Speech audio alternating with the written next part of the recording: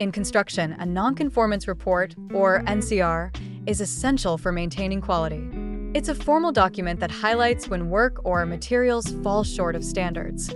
Imagine a construction site where something doesn't meet the agreed specifications.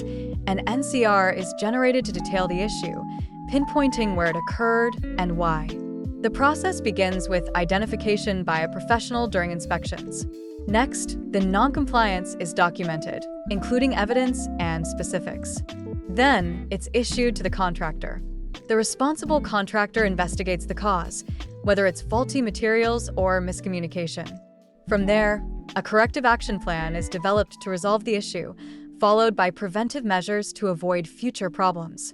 Finally, the plan is reviewed and approved by the consultant before the NCR is closed once everything is verified.